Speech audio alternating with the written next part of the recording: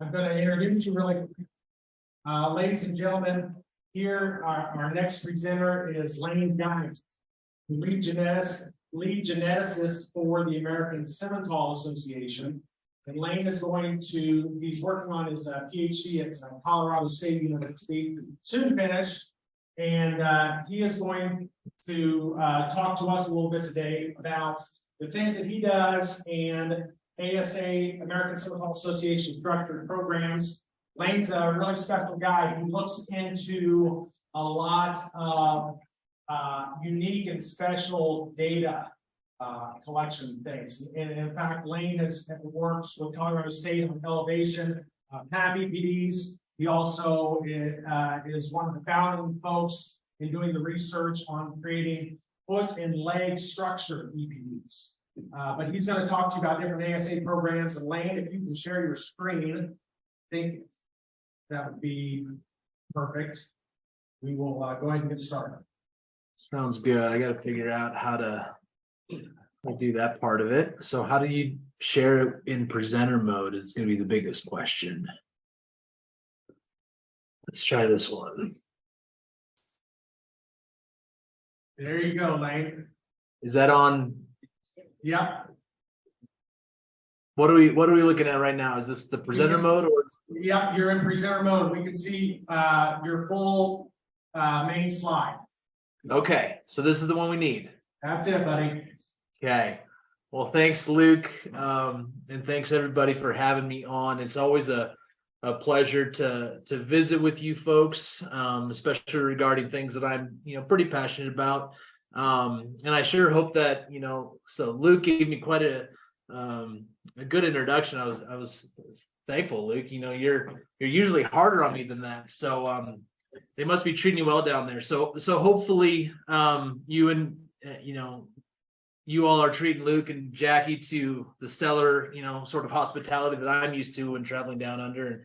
And made a couple trips down there in the past, and I'm always looking forward to my next visit down. So really, I think for the purposes of today, Luke and Graham asked me to share with you the specifics of some of our data programs at the American Simmental Association.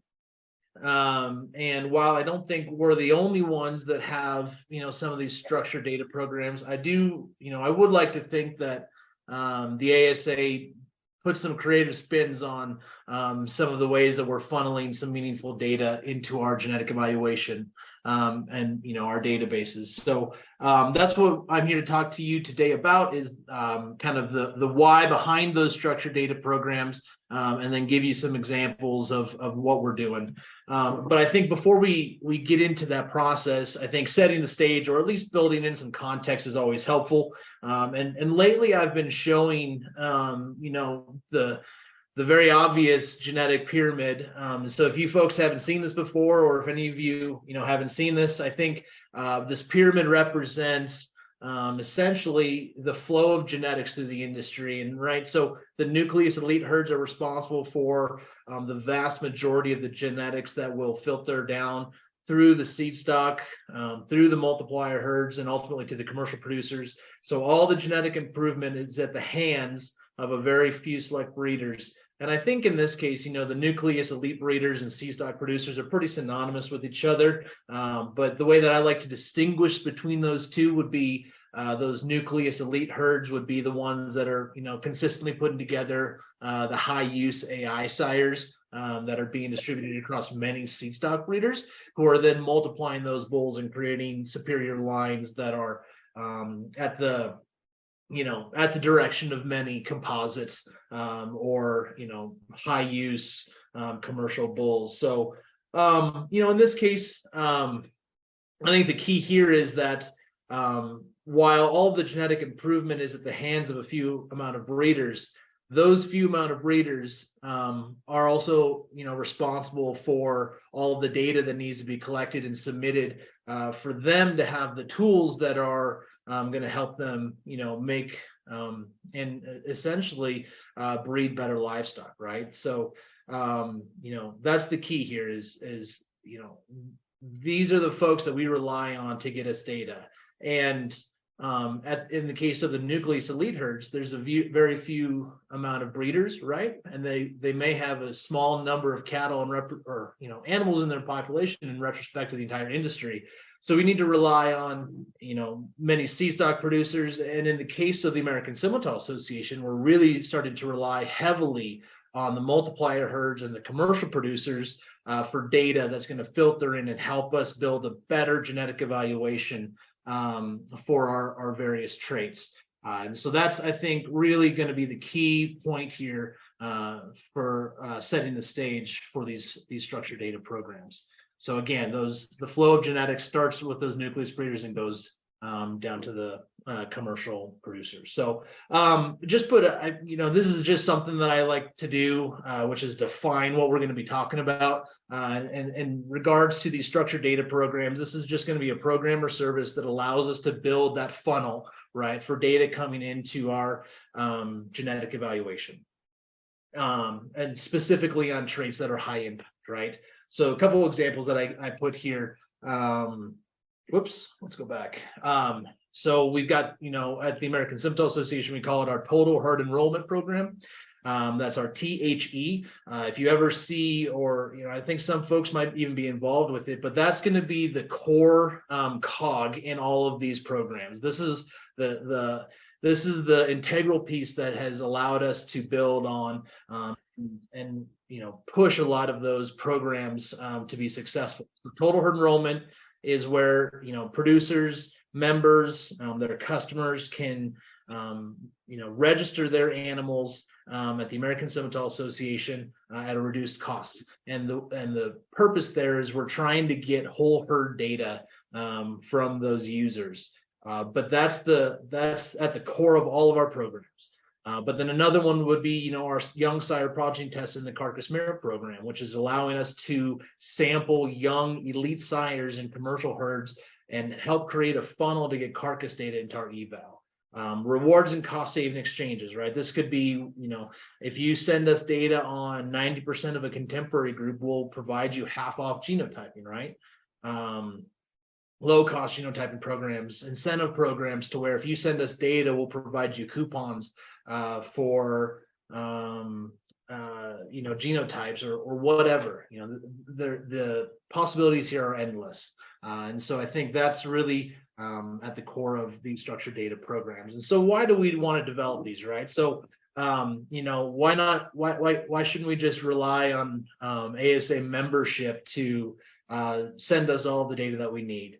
Well, I'll show you here in just a second. There's a graph that showcases why we get when it comes to a couple of traits, we get all the data that we need.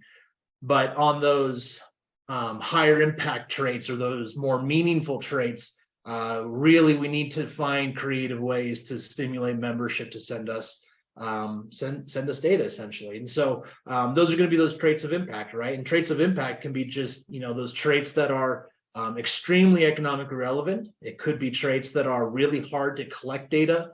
It could be traits that are brand new that we're really trying to evaluate better. And so so developing these programs caters for the most part around those traits of impact. But this can also, this doesn't just have to be a funnel for data. This can be a customer service tool for membership. One of the things that we like to share with a lot of the users are, if you get involved or you get a member involved with these structured data programs, it provides them an opportunity to get lower cost usually and more impactful genetic evaluation on their cow herds.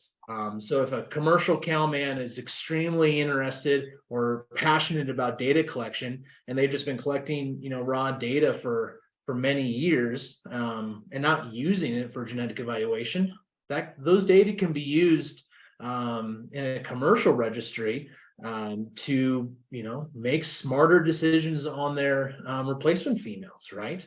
And if I'm a seed stock producer, I want to get that commercial cowman involved because that data feeds back. If he's using my bulls or she's using my bulls, right, that data is going to feed back into my genetic evaluation, so I get better EPD. It provides my commercial customer with much better tools than they've ever had, right? And so this isn't just about data coming in. This can be a customer service tool, especially, in the hands of an association, right? So, and then the other one I have there is research. If we've got a research trait that we're, incredibly interested in capturing, a large number of data so we can get started building an evaluation behind that trait. I think these structured data programs can allow us to couple collection of those research data alongside high impact data.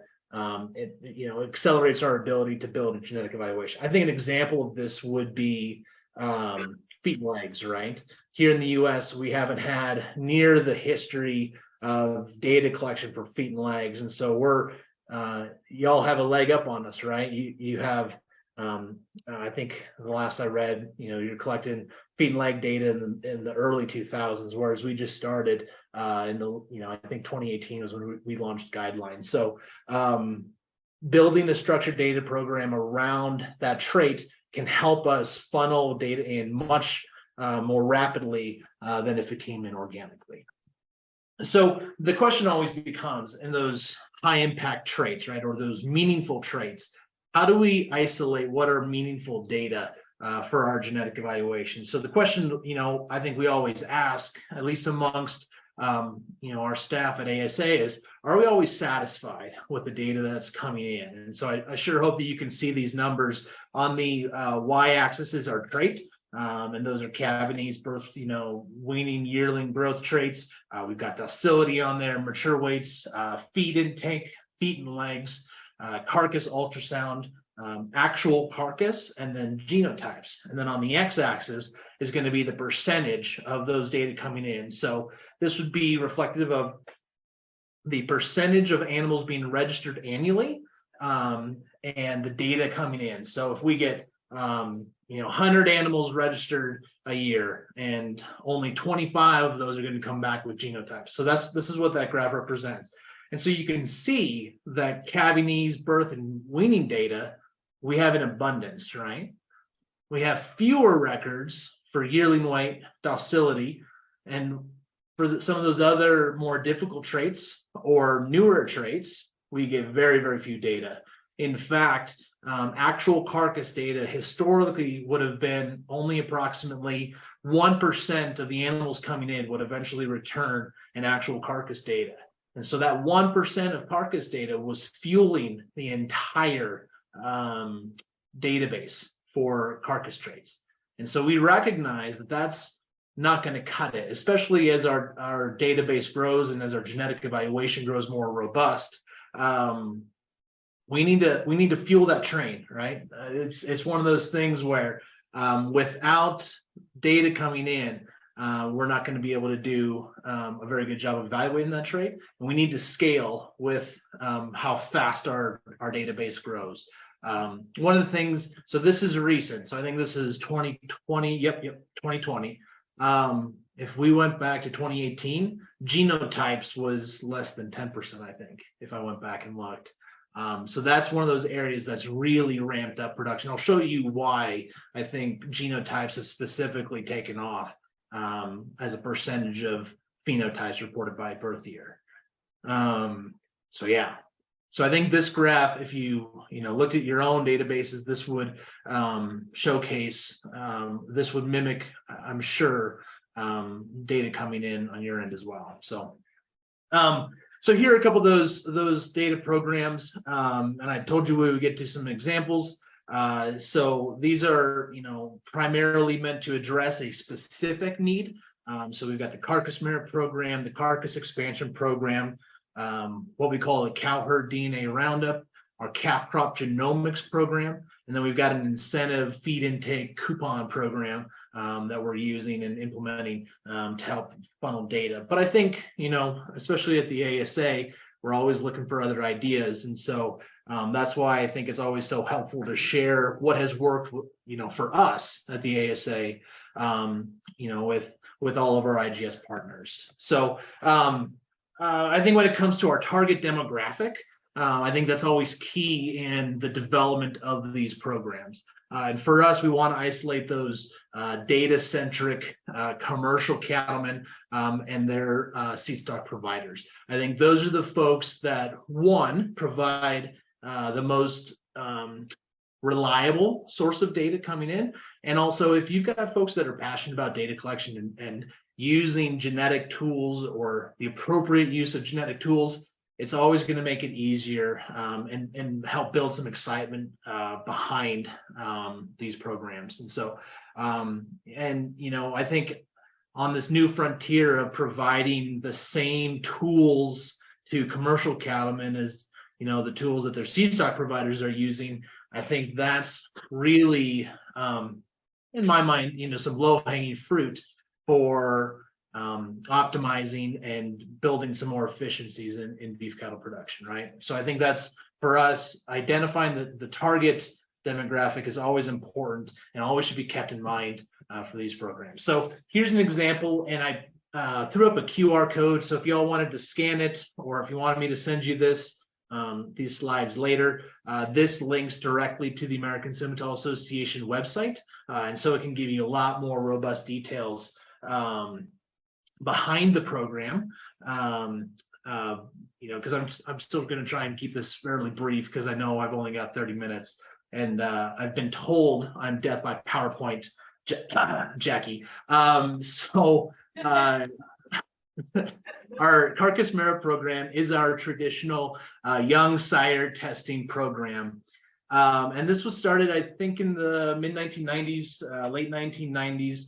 And it was essentially designed to provide a funnel or a pipeline for annual submission of actual carcass data. Because at the time, we really weren't getting very many records at all. I mentioned earlier, historically, 1 to 2% of our carcass data coming in on animals being registered. Prior to the carcass marrow program, it would be much less than 1% would be my best guess. And so this, we needed to address the need that we needed actual carcass data. And so this allowed us to not only help funnel carcass data collection, but also sample young Simmental bulls in commercial herds. And it provided, and at the time, I think it served other purposes as well, right? Gaining market share, helping spread the awareness and use and merit of Simmental genetics. But from a data program side of things, this allowed us to really funnel in those carcass data. One of the things that we stick to pretty heavily in this case is that if one of our CMP sire nominators, which would be an ASA member who wants to get that bull sampled, he wants to get carcass data. If we are unsuccessful in collecting carcass data on that sire, or getting progeny with carcass data, money back, right? We fully guarantee that we will collect carcass data in the form of 12 progeny with carcass data, because really, that's where we've shown, or we've seen that that number tends to lend really well for improving accuracy on these young bulls early. And so then on the flip side, right, this provides an incredible service to commercial cowmen because, they get to get free Simmental or genetic semen and use that in their cow herd. They get free access to total herd enrollment, and they get access to free genotyping. They get a lot of benefit outside of this as a user of the carcass marrow program, outside of our carcass payments, which are if they send us carcass data on progeny out of a CMP sire, they'll get a $65 payment per calf. And so this can be fairly lucrative for them as well. And it's one of those, it's been a hallmark program of the ASA for a long time, and likely one of the first really firmly established structured data program. And so there's one of the things that I wanted to do in this talk was not only showcase and highlight some of those programs, but really highlight some of the struggles that we've encountered, what works for us and what doesn't. And I think the carcass marrow program is one of those It's highly controversial, at least, in my mind, because this program can see some swings and volatility in terms of its success. In our COVID years, we had a lot of problems just getting carcass data from those commercial herds, those commercial cooperative herds that we work with. So this is those young sire progeny tests are difficult to manage. They're incredibly time consuming from a staff demand, from just a waiting time between getting data from birth to finish. I mean, we're talking a 3-year period of time from when we ship out semen to when we get carcass data back. At the very best, at the fastest. Sometimes it takes much longer than that. And so this is a program that I think should be really thought through and methodically give it some thought.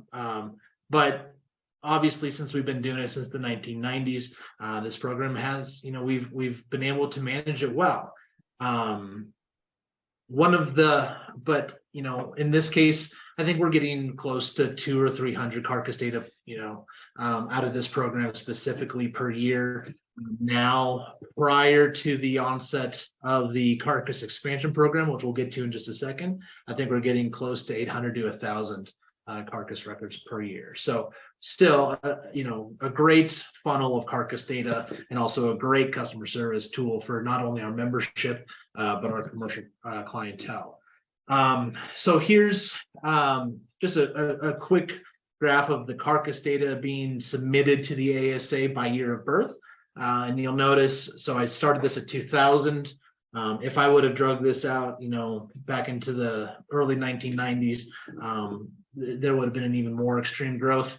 But you'll notice that from 2000 to 2015, pretty linear, right? We had plateaued fairly well and really had reached our limits with the amount of carcass data coming in, and that's when we recognized that there's probably some other opportunity to get carcass data in here. So in 2016, so this is by year of birth. So in 2018, we launched the carcass expansion program, which drastically helped us capture more carcass data annually. And so those would be 2016 born calves, right? Where we could collect DNA on those calves and incentivize carcass submission. So here's the introduction slide to that program. So the CXP, or our carcass expansion program, again, was founded in 2018. And really the genesis of this project was we realized that our progeny equivalents in our genomic panels were really strong for our growth traits and for our maternal traits, or some of them, really, really weak for our carcass traits in the form of 4 to 5 progeny equivalent compared to 20, 25 plus for the growth traits. And we knew that carcass ultrasound was not going to cut it in terms of improving those genomic panels. We knew that we needed to get genotypes on animals with actual carcass data if we ever wanted to improve those progeny equivalents for our genomic panels. And so that's the really kind of the main reason why we wanted to launch this program. But also realizing that anytime you can get carcass data, that's going to be a benefit. So in 2018, the American Simmental Association board allocated $100,000 to essentially trade a genotyping panel for carcass data. And the goal was that we would try to isolate populations of calves or progeny that were out of high use or high impact sires in our database. Because one of the things that we also recognized was, on our list of top 50 bulls for ASA registrations, I think it was, close to only 15 of them had calves with carcass data. And so that was, the target population, but the the barrier for entry was not quite so steep as the carcass merit program, and it allowed us to go and approach ASA membership and say, hey, if you have a customer who's retaining ownership, who collects data, let's get them involved and let's just see if they're willing to grab a DNA sample on these calves. We'll get them registered and we'll genotype all of those calves. This is again, it's a no-cost genotyping program. The ASA covers the entirety of the genotyping expense, and I think that's really where we realized nobody in their right mind is going to genotype a terminal calf, right? There's no value in it for them, but there's value in that information being used in genetic evaluation. And if we wanted to get those data, we needed to pony up and we needed to pay for those genotyping expenses ourselves. We also provided users with a TSU or a combo kit. So we also provided the tagging and DNA collection equipment as well. But again, customer service tool, right? You know, if I'm a C stock producer and I have a customer who's retaining calves and he's using my bulls, I really want to get them involved because that funnels, right? So that information funnels back into my genetic evaluation of my cow herd, helps me make smarter decisions, gets, you know, my constituents involved. You know, in our mind, that's a win-win, right? So yeah, in 2018, they allocated $100,000 initially. And then within 6 months, the popularity of the program grew so much that they allocated an additional $600,000 over the course of 5 more years for the collection of carcass data with genotypes. So again, this program, there's trade-offs, right? While we have easier access, quote unquote, easier access to carcass data, and this also provides us with a lower initial risk, we don't pay for the genotype on these calves until we receive the carcass data. And so we're out maybe $2, $3 per head until we get the carcass data. And at that point, then we'll pay for the cost of the genotyping panel. So there is quite a bit of, I mean, a considerable cost at the conclusion of each enrollment group. And compared to the carcass merit program, these aren't, you know, totally randomized matings. These aren't designed to be a statistical or an ideal statistical group, but it's mass genotyping, mass carcass data collection, right? I put on here inventory constraints because we store all of the combo kits, all of the DNA, all of the TSUs in-house and distribute those to all of our users. So we've got to have a considerable amount of space for inventory, especially when all of those supply chain issues were happening. We realized we needed to have a hefty store of those to keep the program going at optimum. And so here's just an idea of our ability to collect animals with carcass data and a genotype year over year. And you'll notice, you know, since those 2016 born calves, we've really ramped up the collection of carcass data per, you know, with GE by year. I don't know. So I think, Jackie, those calves from 2005 to 2009 might have been carcass merit program calves where we captured DNA. And they were just historical samples that we genotyped as a lump group. But for the most part, any animals with carcass data in GE were done, you know, either shortly before the carcass expansion program was launched or after. And I realize I'm going to probably run a little bit late, but I'm going to try and book through the rest of these. So here's just a comparison of so I mentioned earlier, we had a comparison of those most used bulls. And, you know, prior to 2018, if we looked at the list of the most used bulls from 2013 to 2018, so it's a larger group, there was 142 of those bulls. The average number of carcass records on those 142 bulls was 18. So the 18 progeny with carcass records. And the number of bulls with no carcass progeny, so no progeny with actual carcass data, was 54, right? That's a lot, right? That's a lot of our highest used, most impactful bulls in our registry had no carcass awareness on their progeny. And so then you look at the EPD accuracy for those bulls. I mean, these are high influence bulls, decent EPD accuracy. So this is just the average EPD accuracy, right? And I didn't put the ranges. But in 2022, we looked at the top 50 bulls again. So 50. The average number of carcass records on those 50 bulls shot up to 26. And the number of bulls with no carcass progeny dropped 8%. And the EPD accuracy for marbling, for carcass weight, for fat thickness, all increased in that period of time. So for us, that's huge, right? That's the reason why we're doing this. And this helped not only those individual bulls, but that spreads throughout the entire evaluation, right? So a rising tide lifts all boats. So even the animals that aren't being genotyped are getting better evaluated, better, higher accuracy carcass EPD. Okay, switching gears real quick. Probably the most popular of our structured data programs is our cow herd DNA roundup. And this is our whole mature female genotyping program where if you've got a mature cow herd and you want to get them genotyped, if you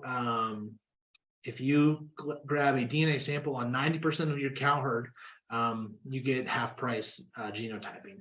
And for us, we recognize that this provides an opportunity to get mature cow weights, hip heights, body condition scores, because we want to build a genetic evaluation for mature cow weights.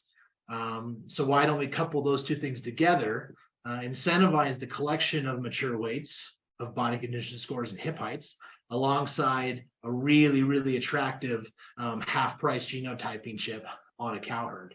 And so again, I think this is probably our most popular, or maybe our most used program for a few short years, because I think lately the calf crop project has really taken off and become our most popular. But again, this is a highly incentivized program, helps us capture those really high, influence, meaningful data in the form of mature cow weights. Again, this can be high cost of the association. So this is where we are leveraging membership dollars to give back to our membership. And when this was really taken off, this did require quite a bit more staff time. So, but again, here's just another indication that once we launch these programs, we can see a lot of data coming in a very short amount of time. In 2018, to get 30,000 or just shy of 30,000 mature cow weights, that's huge. I mean, that is absolutely huge. So yeah, big success for that program. Now it has tapered off quite a bit since those first couple of years. But once you genotype a mature cow herd, they don't need to be genotyped again. And so I think the users or the folks that were going to genotype their cow herds have done so. And now they're just worried about genotyping those replacement heifers coming in. Okay. So lately, the most popular program is this calf crop genomics project. So we stuck with that 90% threshold and said, if you want to genotype 90% of your calf crop, whether it be 90% of your females calves, 90% of your male calves, you can get that done at half price genotyping again. And again, we love rebates in this form because yearling weights and those are things that we would love to see some more data coming in on. But we also recognize that if you want to genotype the entirety of your male calf crop, if you want to retain ownership, you should have access to a rebate for the carcass data. So I think the way we have it structured is if you return, and Jackie can correct me if I'm wrong, but if you return weaning weights and yearling weights on calves, you'll get a $5 rebate. And if you return actual carcass data, you'll get an additional $15 rebate. So that gets your genotyping cost per calf down to on those terminal calves, $5. I mean, it's an incredibly attractive genotyping cost for those animals.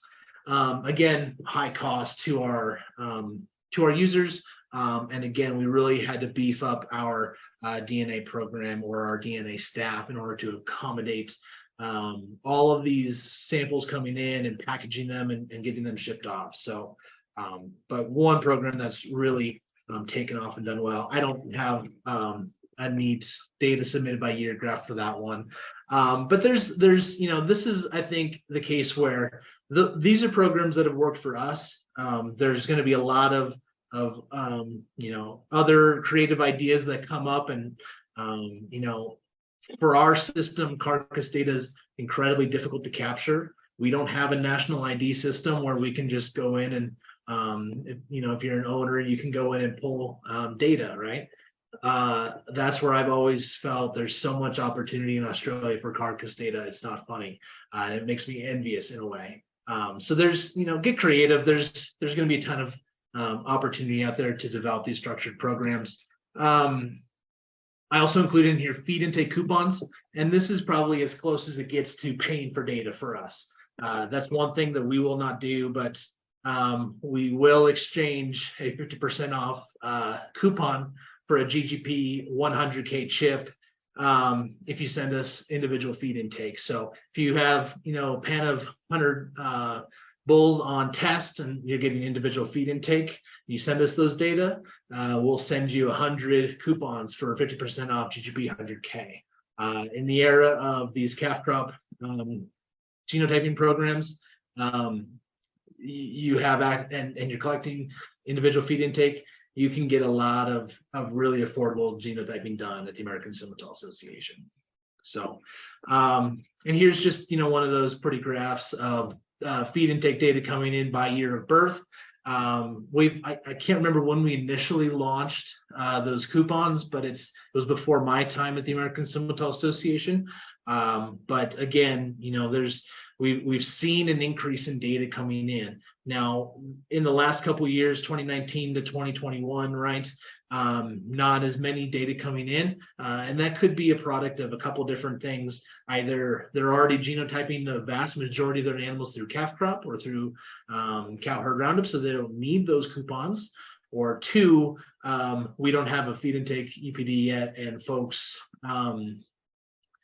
aren't collecting the data. And so there's just a couple thoughts behind it, but again, we've seen an increase in data coming in year over year. So trying to wrap it up here real quick, these programs for us have worked well. They've worked extremely well for us, especially in capturing those really meaningful data for those traits of interest for us. And we're seeing an increase in data coming in year over year. And the hope there is that it's vastly improving the genetic evaluation for those traits and for those users of those programs. I could go back and pull the numbers, but my assumption is we've really ramped up the number of commercial cow herds submitting data to the American Simmental Association because they're using these programs. I think if we didn't have these programs, we wouldn't see the number of commercial users that we do now. And so I think that's the intangible benefit of these, right? It's for us, it's extremely exciting getting commercial cattlemen involved in genetic evaluation.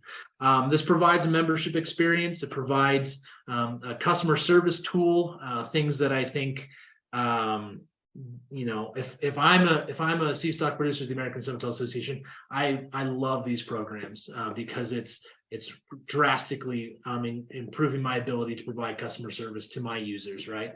And this is helping us do better research at a faster rate. So I'm going to shut up now because I've talked for far too long, and I know that you guys have a really busy schedule. So my contact information is up there. Feel free to reach out at any time. I'm always willing to geek out on data programs and how we can be better sea stock producers and commercial cattlemen. If there's time for questions, I'd love to take some, but I'll leave that up to you all. So I'll be quiet now. Thank you.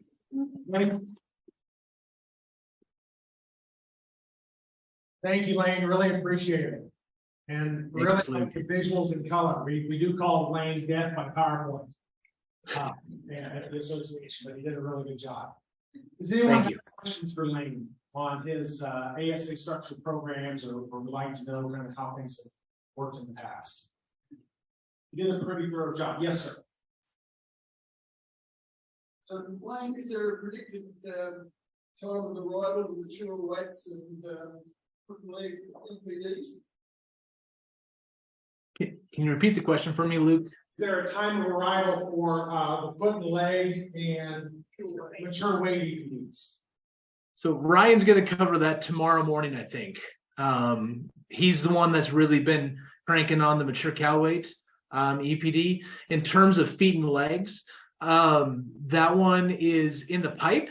So we've got mature cow weight, DMI, dry matter intake, and heifer pregnancy are first in line for us trying, amongst the science team, trying to get those traits into production first. And then, we're in a process right now where collecting feet and leg scores is priority number one. Developing that genetic evaluation is going to be second. The hope is by the time we get those other three traits done, we can go, we'll have enough data on the feet and leg side to build an appropriate genetic evaluation for those data. So it's in line, it's on our radar. But in terms of timeline, it's always really tough to give you a date for when those will be completed.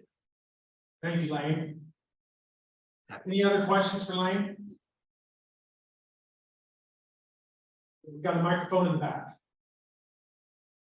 Yeah, just with the feet and leg assessment, is that done on a linear plus or minus level? Probably going to have to repeat that for me. I didn't quite get it. Sorry. With the feet leg structure, and you're doing it similar to a linear measurement with a plus and minus. So feet and legs I caught. And is it going to be done on a linear plus or minus scale? So how are we collecting the feet and leg data, or how are we going to model it? Is that the question? I believe. How are you modeling it? On a linear scale. So the data are coming in using the 1 to 9 scale. We've freshened the visuals. So Jay Rubin would have published a feet and leg paper, I think, in 2012 using Australian data. We used a very similar scale for collecting those phenotypes. We did refresh it and had an artist draw more detailed phenotypes for the scale on a 1 to 9 for, I think, rear leg, side view, claw shape, and hoof angle. In terms of how are we going to model it, that's going to be the fun obstacle that we get to tackle coming up soon. So there's a couple different approaches. I think the Australian Angus is collaborating with American Angus on their feet and leg evaluation for 2 traits, I believe. I'm not sure if we're enthused about using that methodology, because they're only using the 5 to 9 phenotypes. They're dropping 1 through 4s, and within our data that we've looked at, we see more distribution of scores on the left-hand side of some of those scales. And so we're going to need to figure out how to use those data. But an intermediate optimum scale is always really, really tricky to model, right? So we get to figure that challenge out soon. Some ideas, that we have are how to, maybe splitting those up and running 2 separate traits, a left-hand side and a right-hand side. We don't know yet. So I hate to say that I don't know yet, but I think that's going to be one of the fun projects we get to tackle coming up soon. I think it's terrific that you're going back and doing the feet and legs. I was just wondering how far back you're carrying that you're going to collect the data from, how many years back? So, we'll use any data. If you've got data back, we'll use historical data in that eval. Right now, we don't have a submission portal for feet and leg scores in our IGS system, but one of the things that I'll probably do when the time is right is approach all the breed associations that are partnering with IGS and assemble, a large historical data set with feet and leg scores. And I think, at that, just on the ASA side, I think we're just shy of 10,000 records. So we're getting pretty close. And I suspect for some of you readers in Australia, you might have been collecting feet and leg scores for quite a while. So yeah, we'll be happy to take historical records. Thank you, Lane. One last question before we move on. Excellent. Thank you, Lane, guys. Appreciate your time today. Thank you all. Have fun. We'll see ya.